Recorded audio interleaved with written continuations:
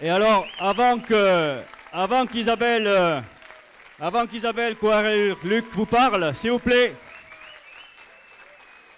avant qu'elle vous parle, on aimerait lui remettre un bouquet de fleurs, parce qu'Isabelle a commis un texte à la suite des déclarations de Florence Augier, tout à fait récemment.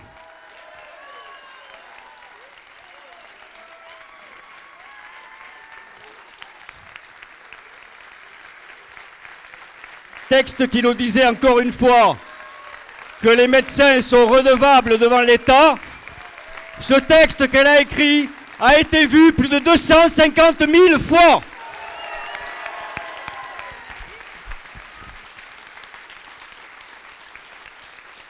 Merci à tout le monde, mais j'avais rien préparé et en fait j'ai fait que transcrire ce que tout le monde pense tout bas.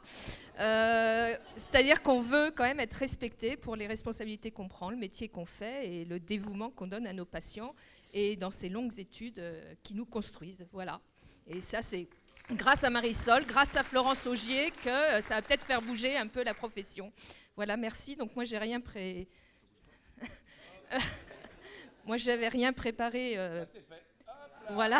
Donc, la COGENI, c'est la coordination des médecins généralistes des Yvelines, qui est devenue depuis peu la coordination générale des médecins des Yvelines, puisqu'on a adjoint les spécialistes. Donc, elle date de 2002 et elle s'est réactivée. Voilà. Avec tout ça, je vais passer la parole à Patricia, qui parle mieux que. Mais moi, j'écris, mais je ne parle pas très bien.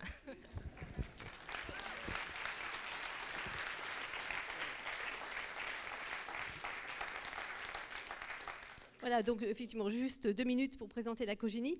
J'ai l'énorme bonheur de travailler dans le 78, donc COGENI, coordination générale du 78, des Yvelines, donc, où se trouve Isabelle Luc et Christian Lehmann, quand même.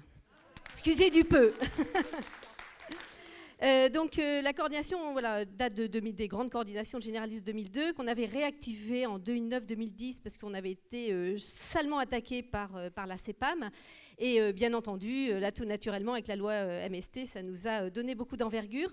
Et tout récemment, donc, on a décidé de nous ouvrir aux spécialistes sur la demande des spécialistes qui nous disaient mais il y a une coordination qui est bien en 78 et on voudrait venir. Voilà, donc on a unanimement décidé de nous ouvrir. C'est une coordination, donc pas de structure, pas de hiérarchie. On fonctionne donc sur une liste de diffusion, évidemment, Internet, hein, c'est indispensable.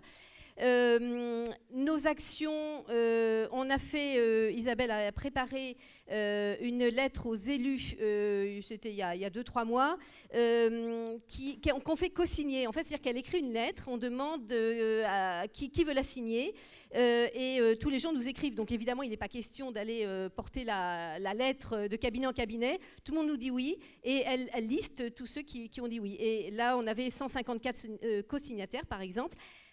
Alors nous, ça nous paraît un peu, on est après 1000 médecins dans le 78, donc on se dit c'est pas beaucoup, 150. En réalité, quand on vous apportait aux élus une lettre avec 154 noms, ça fait, je sais pas, 4 ou 5 pages de noms de médecins répartis un peu dans tout le département. Ça a de la gueule aussi, ça les impressionne quand même. Bon, ça les empêche pas de voter, mais voilà.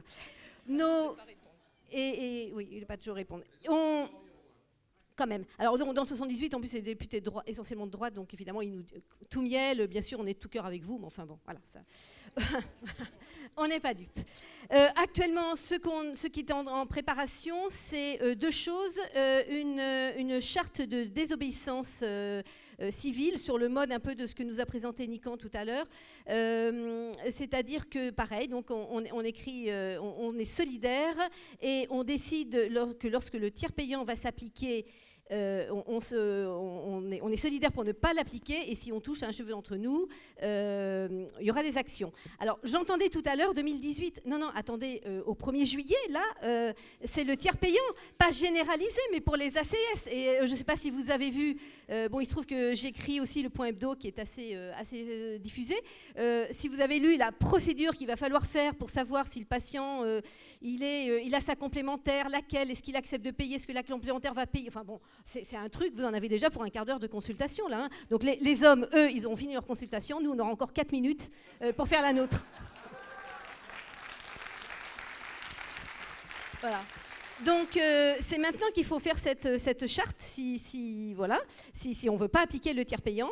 La deuxième action, c'est qu'on est en train d'écrire aussi une lettre à la CEPAM, simplement pour demander comment fait-on si on envisage de se déconventionner.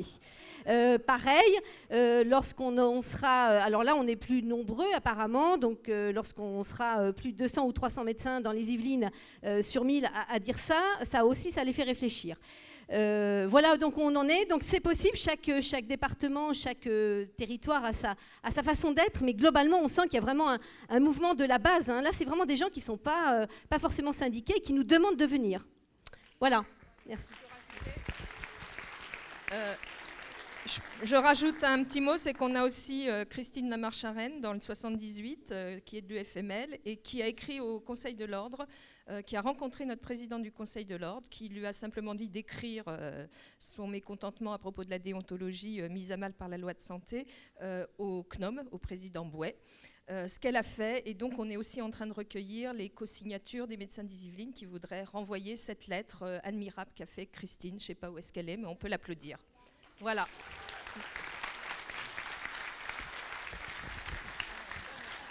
Et une dernière chose, on a fait des réunions aussi avec les médecins des Yvelines, et moi j'avais fait un petit livret pour avoir à mettre les choses que j'avais à leur dire, et donc j'avais mis la photo de Pompidou qui disait « Seuls les médecins en colère seront capables de déstabiliser la France jusqu'à une révolution ». Alors je dirais moi une révolution de notre système de santé, pas une grosse révolution.